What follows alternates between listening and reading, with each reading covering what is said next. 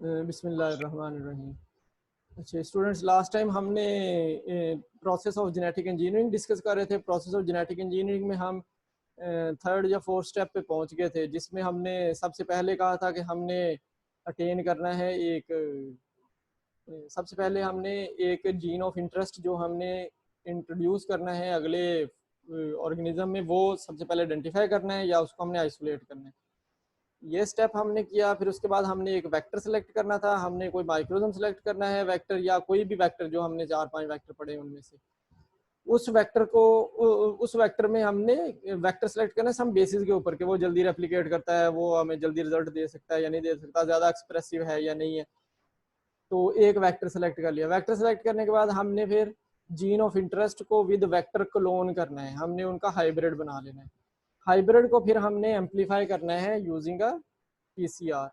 तो हमने last time hybrid बनाने तक डिस्कस किया था। तो कंस्ट्रक्शन ऑफ हाइब्रिड डीएनए में हमने सीडीएनए और वेक्टर दोनों को ट्रीट किया था विद सेम एंडोन्यूक्लियेजेस एंजाइम, यानी कि हमने उनको पहले मिथाइलेट या ग्लूकोसाइलेट कर दिया, फिर हमने एंडोन्यूक्लियेजेस टाइप 4 एंजाइम से ट्रीट किया, दोनों को सेम एंजाइम से। तो वो उस जहाँ से हमने मिथाइलेट किया उस प्लेस से उसको कट कर देगा, उसको स्टिकी एंड्स में कन्वर्ट कर देगा। उनमें से हमने प्लाज्मिड को अल्कलाइन फास्फेटेज से ट्रीट किया कि प्लाज्मिड का 5 फास्फोराइल ग्रुप जो है वो डाइजेस्ट हो जाए, so that the plasmid can not reunite to form a double strand.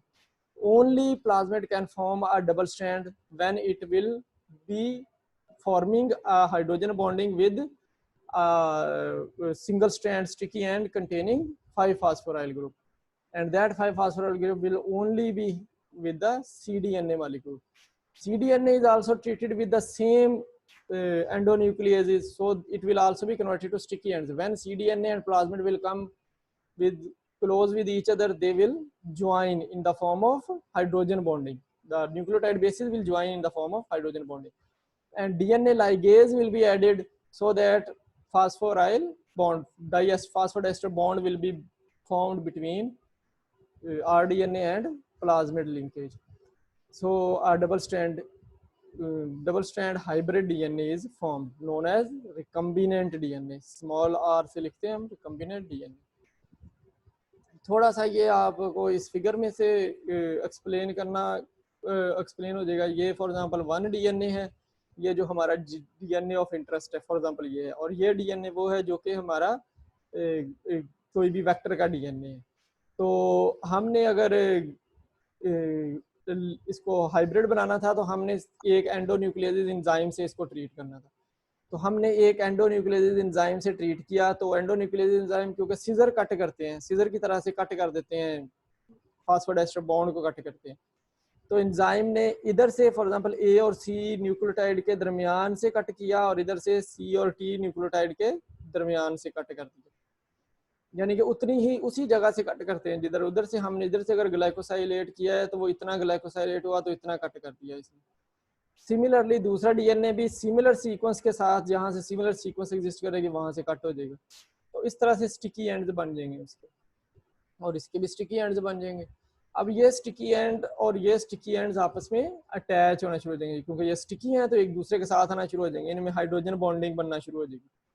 फिर ये जो डीएनए 5 फास्फोराइल ग्रुप अगर फॉर एग्जांपल हमारे इस डीएनए के साथ है और इस प्लाज्मिड के साथ नहीं है, तो ये इसी तरह का प्लाज्मिड अगर इसके सामने आएगा तो वो इसके साथ नहीं ज्वाइन कर सकता, क्योंकि उसको चेन बनाने के लिए 5 फास्फोराइल ग्रुप रिक्वायर्ड है। तो वो जब इस तरह से डीएनए के पास आएगा तो इसके पास है 5 फास्फोराइल ग्रुप, तो ये जब इसके सामने आएगा तो फिर ये यहाँ से 5 फास्फोराइल ग्रुप बना लेगा डीएनए लाइगेज की प्रेजेंस में, और ये नीचे से भी यहाँ से भी उसको लिंकेज कर लेगा। तो ये वाला डीएनए इस डीएनए के साथ मिल जाएगा, यानी कि दो सेपरेट डीएनए अब मिलके एक इकट्ठा रिकम्बिनेंट डीएनए बन गया। यानी कि एक डीएनए ये फॉर एग्जांपल प्लाज्मिड का है, और ये डीएनए वो जो हमारा इंटरेस्ट का था वो आपस में मिलके एक बन गया यूनियन, और अब ये वेक्टर बन गया, यानी कि प्लाज्मिड की तरह वर्क करेगा क्योंकि प्लाज्मिड इसमें एग्जिस्ट करता है। अच्छा, अब अगला जो हमारा स्टेप है नेक्स्ट वो है एम्पलीफाइंग डीएनए। अब हमने एक हाइब्रिड डीएनए बना लिया है। अब एक डीएनए बना के तो हम उसको आगे प्रोसीड नहीं कर सकते, क्योंकि वो लॉस हो जाएगा, क्योंकि हमारा सक्सेस रेट बहुत कम है, 20% सक्सेस रेट है जब हम ट्रांसफॉर्मेशन करते हैं। एक्चुअली जब हम इस पूरे प्रोसेस को कंसिडर करते हैं तो वो 2% तक का हमारा सक्सेस रेट कंसिडर किया जाता है। तो अगर ट्रांसफॉर्मेशन में ही 20% रेट है तो ओनली 20% डीएनए ने जाना है। तो 20% अगर एक डीएनए हमने बनाया है तो वो एक का 20% जाएगा तो वो एक्सप्रेसिव ही नहीं होगा। इसका मतलब है हमें बहुत सारा डीएनए बना लेना है, उसको हमने एम्पलीफाई कर लेना है। एक से डीएनए से हमने उसकी मिलियन या बिलियन कॉपीज बना लेनी है, सो दैट कि हम अगर 20% भी अचीव करें तो एक मिलियन में से अगर हम उसको 20% कहेंगे तो वो तकरीबन यानी कि तकरीबन 20-25 हज़ार कॉपीज जो हैं वो एक्सप्रेसिव होंगी। अच्छा, तो ये इसका काम एम्पलीफाइंग, इसको कहते हैं हम एम्पलीफाइंग डीएनए, उसको तादाद में बढ़ा लेना डीएनए को।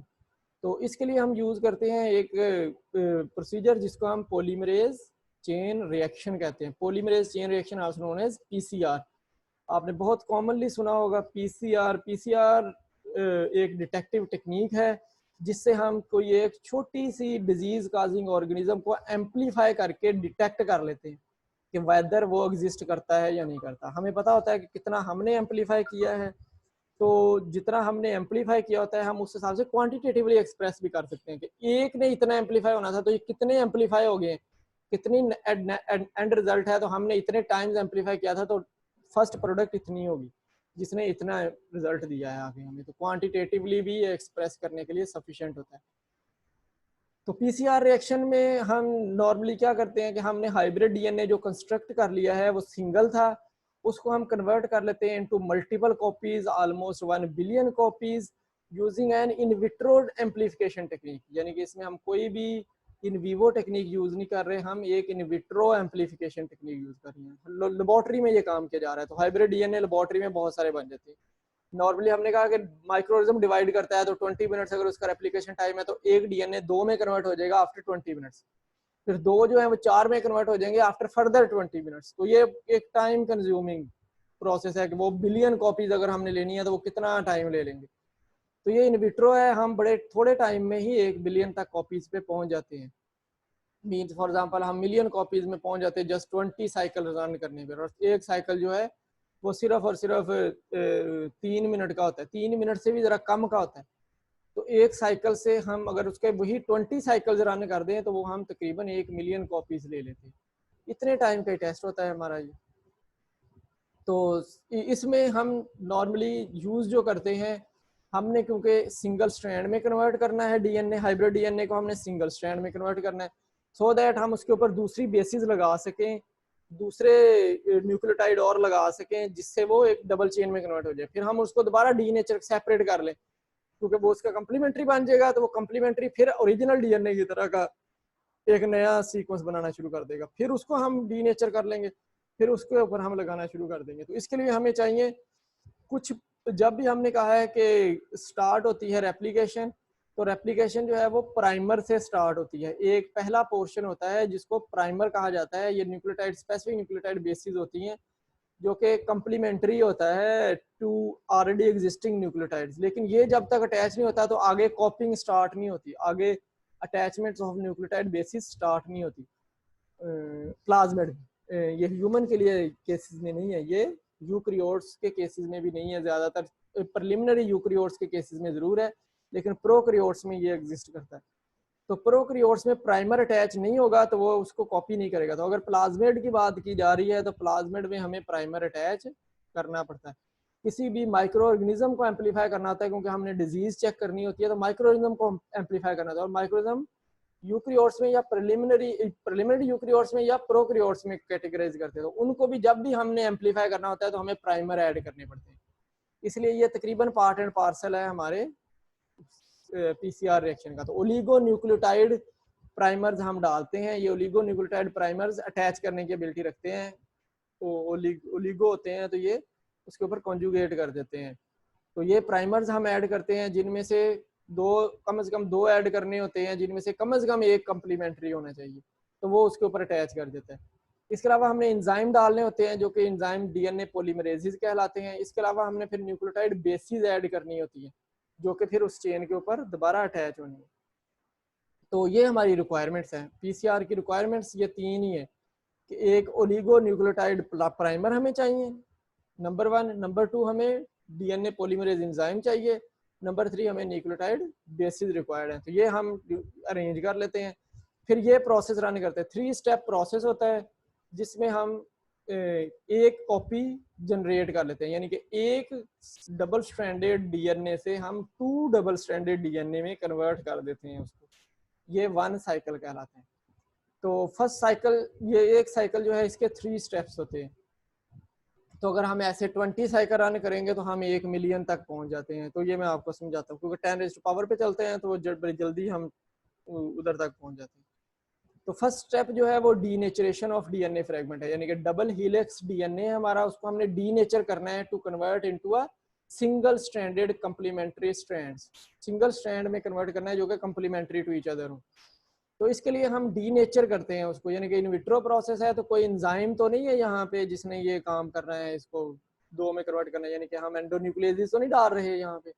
इन विट्रो तो एंडोन्यूक्लियस ने फिर काम नहीं करना। तो हम क्या करते हैं, हमने उसका हीट बेस्ड ट्रीटमेंट किया, हीट डीनेचरेशन की है।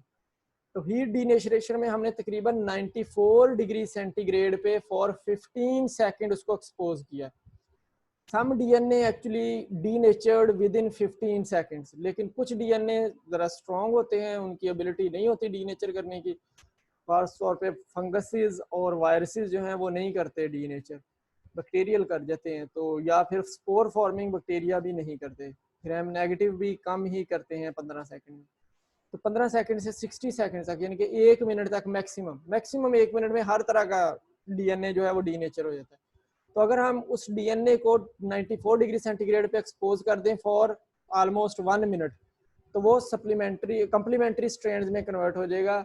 ये जिसको हम डीनेचरेशन ऑफ डीएनए कहते हैं या मेल्टिंग ऑफ डीएनए कहते हैं। तो डीएनए 2 स्ट्रैंड्स में, सिंगल स्ट्रैंड्स में कन्वर्ट हो जाएगा। फिर दूसरा स्टेप जो है उसको अनीलिंग कहते हैं।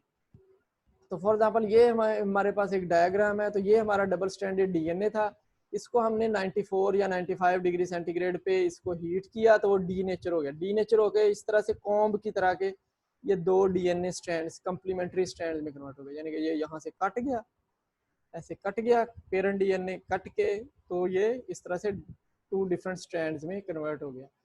ये जो है हमारे ये डिफरेंट न्यूक्लियोटाइड्स हैं। ये जो पॉलीमरेज एंजाइम है एक, ये हमारे न्यूक्लियोटाइड्स हैं।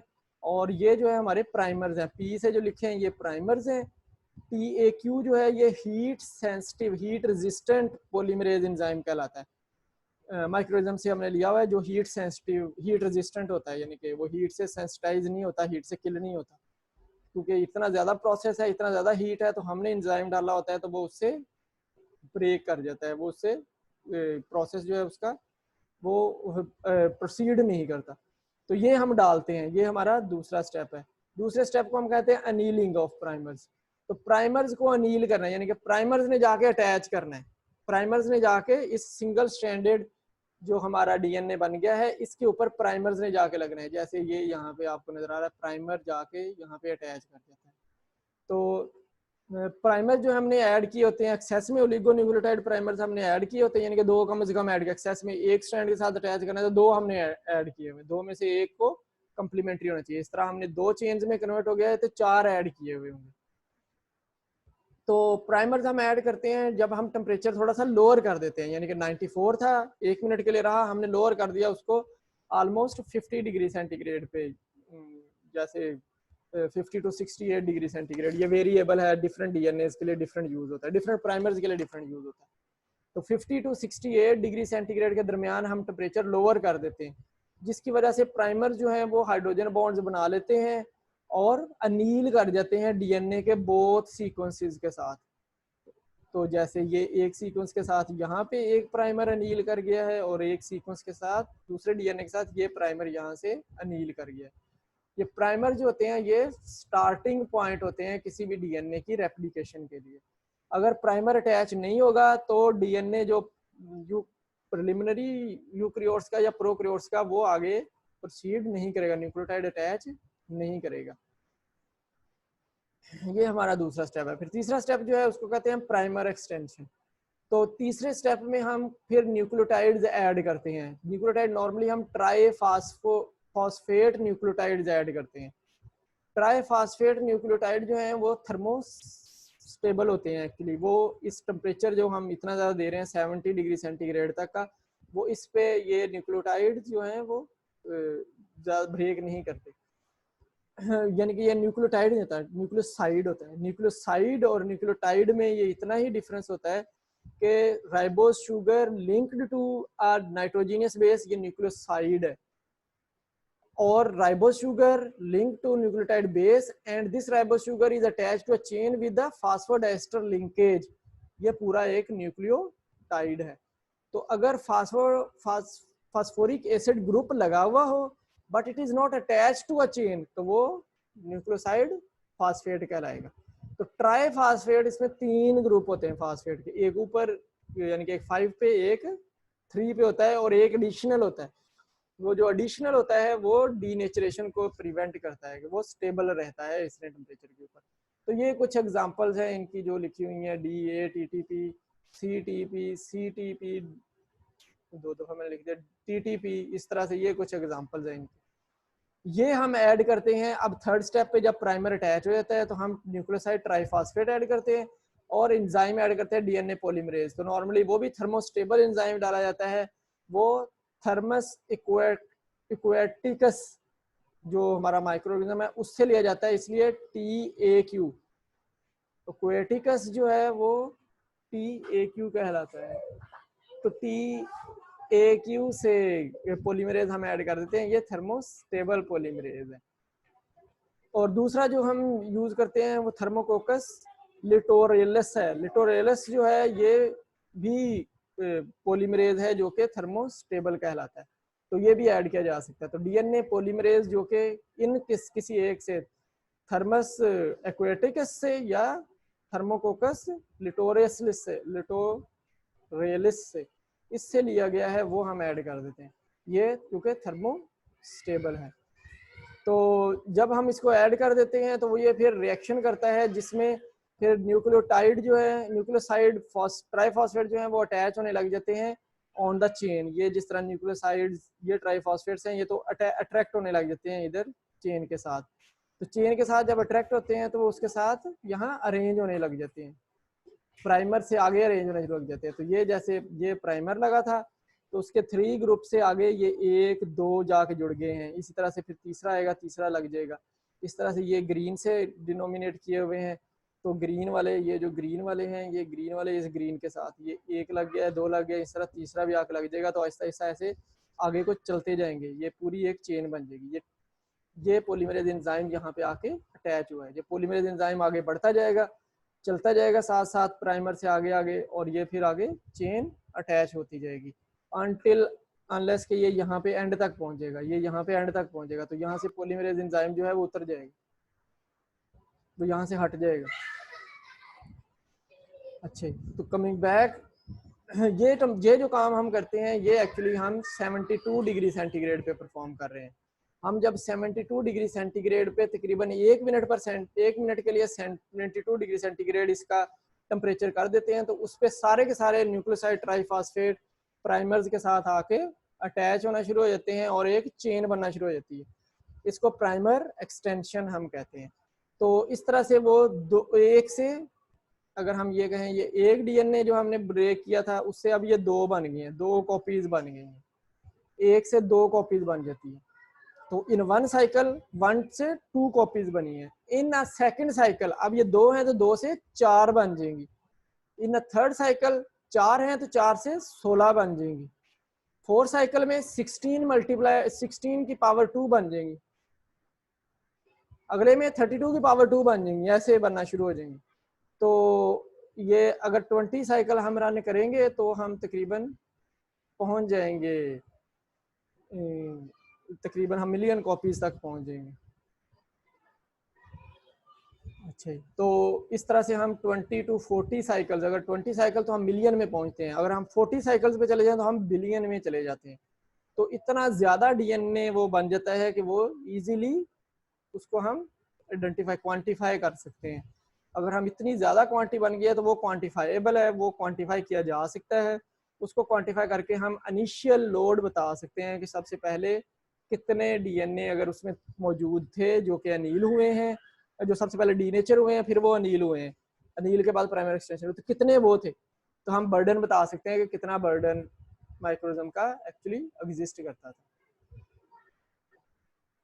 अच्छा, नेक्स्ट स्टेप जो है हमारा वो ट्रांसफॉर्मेशन है। ट्रांसफॉर्मेशन से मुराद है कि अब हमने जो, अगर ये हमने जो एग्जांपल ली हुई है वो प्लाज्मिड की ली हुई है, तो अगर हमने प्लाज्मिड को हाइब्रिड डीएनए बनाया था, तो अब हमने प्लाज्मिड को वापस माइक्रोनिज्म में डालना है ताकि हम वो माइक्रोनिज्म का इंजेक्शन बॉडी में लगा सकें, ह्यूमन में लगा सकें, माइस में लगा सकें या प्लांट में लगा सकें, जिसमें हमने ये रिकम्बिनेंट टेक्नोलॉजी अडॉप्ट करनी थी, हम उसमें लगा सकें, सो दैट वो वहां पे जाकर रेप्लिकेट करे और जो उसके अंदर हमारा हाइब्रिड डीएनए है वो भी मल्टीप्लाई करे। तो वो क्योंकि करेक्टर्स देता है, प्लाज्मिड का काम करेक्टर देना है, तो वो वाली प्रोटीन बना के करेक्टर देना शुरू कर दे। फॉर एग्जांपल इंसुलिन डाली हुई थी तो इंसुलिन सिक्रिएट करना शुरू कर दे। तो ये काम उस वक्त होगा जब हम ये ट्रांसफॉर्मेशन करेंगे। तो ट्रांसफॉर्मेशन डजंट ओनली मीन्स कि हमने प्लाज्मिड को इकोलाई में डालना है।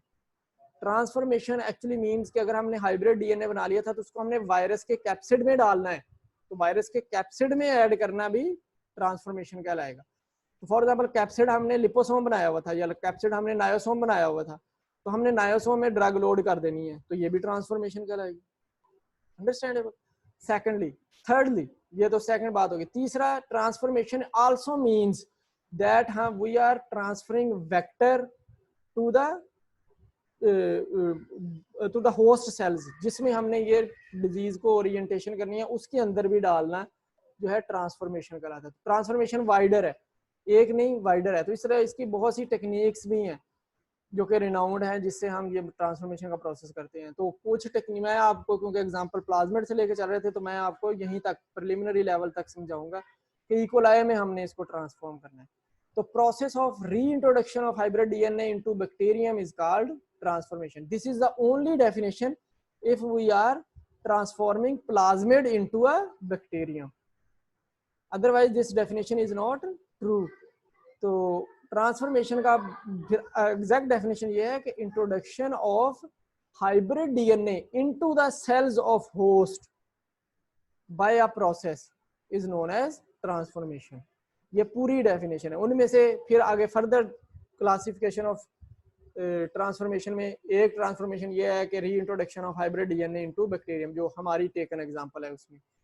तो इकोलाई के वो वाले सेल हमने ले लेने हैं जिनमें से हमने प्लाज्मिड निकाला था। हमने स्टार्ट में सबसे पहले इकोलाई सिलेक्ट किया, हमने उसको स्पन किया था, सेंट्रीफ्यूज किया था सीजियम क्लोराइड में। तो जो डीएनए और इकोलाई और कंटेनिंग डीएनए था वो क्योंकि हायर वेट का था, तो वो नीचे चला जाएगा, नीचे लोअर लेयर्स में चला जाता है।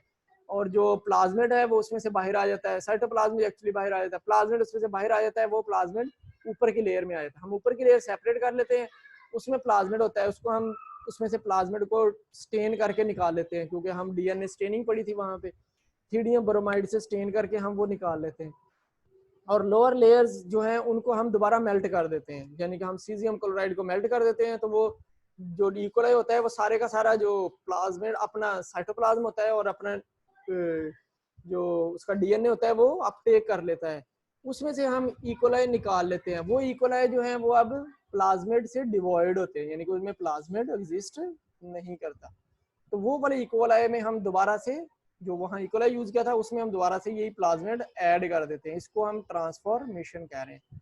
तो इसके बहुत से मेथड्स हैं, उनमें से दो मेथड जो ज्यादा कॉमन है वो एक केमिकल मेथड है, इजी है, कॉमन नहीं, ज्यादा इजी है थोड़े से, कॉमन तो लेटेस्ट हैं थोड़े से, वो आपसे मैंने इतने डिस्कस भी नहीं करने, लेकिन एक आज डिस्कस कर लेंगे। उनमें से जो प्रिलिमिनरी लेवल पे हमारे रिनाउंड है वो एक केमिकल मेथड है और एक इलेक्ट्रिक मेथड है।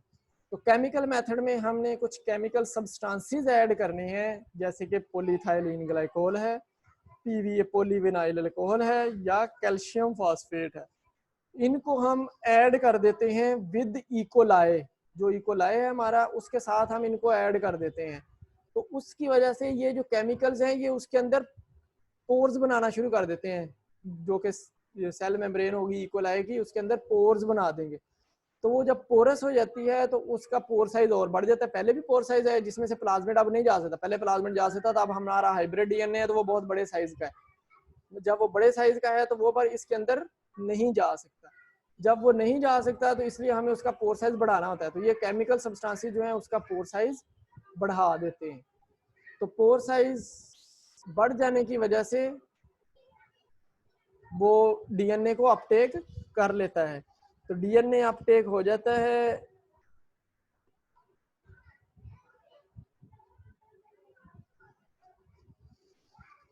डीएनए अपटेक हो जाता है जब पोर साइज बढ़ जाता है, ये बड़ा साइज होने की वजह से। इनमें से एक केमिकल मेथड, ये कुछ सब्सटेंसेस जो मैंने आपको बताए हैं, और सेकंड जो है वो कैल्शियम क्लोराइड भी गया है। तो मैं आपको थोड़ा सा, ये पुराना है, ओल्डर है, तो ये जरा न्यूअर है। तो पुराने केमिकल शुरू करते हैं। Calcium chloride heat soaking method कहलाता है। Calcium chloride heat soaking method में हम एक सडन या इंस्टेंट हीटिंग करते हैं to a temperature known as 45 degree centigrade. 45 degree centigrade तक हम उसको हीट करते हैं और फिर इंस्टेंटली कूल करते हैं टू 0 डिग्री सेंटीग्रेड। ये प्रोसेस जो है वो विद इन 1 मिनट, यानी कि इंस्टेंट या सडन है तो ये विद इन 1 मिनट ही किया जाता है। तो विद इन 1 मिनट हम ये करते हैं, इसको हम हीट सोकिंग कहते हैं। तो जिसकी वजह से वो जो हीट की वजह से डायलेट करता है और फ्रीज हो जाने की वजह से वहीं पे वो स्टे कर जाता है। तो डायलेट करने की वजह से उनका सेलुलर मेम्ब्रेन का पोर साइज जो है वो बढ़ जाता है, जिससे वो लार्जर प्लाज्मिड को अपटेक कर सकते हैं। ये मेथड हमारा ट्रांसफॉर्मेशन का कहलाता है। दूसरा एक मेथड है जिसको हम इलेक्ट्रोपोरेशन कहते हैं। इलेक्ट्रोपोरेशन जो है उसमें एक इलेक्ट्रिक फील्ड जनरेट किया जाता है। सर जी, सर नबील का लेक्चर स्टार्ट हो गया है।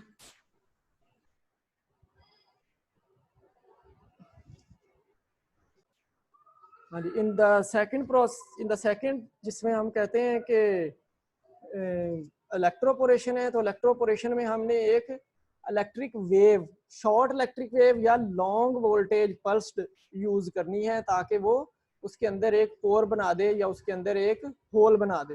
तो introduction of rDNA into the cell by exposing them to a specific very short duration electric pulses of high voltage strength or low voltage strength will cause the transient pores, will induce transient pores inside the plasma lamellae. So there are two types of waves which can be used: a long voltage, low voltage long pulsed method, or a high voltage and short pulsed method. In a low voltage long pulsed method, we actually expose the bacterium for a longer period of a time. A longer period of time doesn't mean a second also, it means a millisecond, for milliseconds. And for a shorter pulse means for microseconds. If we expose our microorganism with a low voltage, for example a voltage of 300 to 400 volts per centimeter, इस voltage से हम उसको expose करें तो ये low voltage कहलाती है। But for longer period of a time means for 10 to 15 milliseconds, तो ये low voltage long pulsed method कहलाएगा। In the second high voltage short pulsed method 1000 to 15,000 1000 to 1500 volt per centimetre for 10 microseconds. वो 10 microseconds के लिए हम उसको expose करते हैं। इससे तकरीबन उसके अंदर एक पोर बन जाता है और high rates of stable transformation. High voltage से हम ज़रा ज़्यादा स्टेबल ट्रांसफॉर्मेशन अटेन करते हैं, और शॉर्ट पल्स से हम जो है यानी कि जो लॉन्ग पल्स है, लो वोल्टेज है, उससे हाई रेट ऑफ ट्रांसफॉर्मेशन होती है। ओके बच्चों, जज़ाकल्लाह, अल्लाह हाफिज़।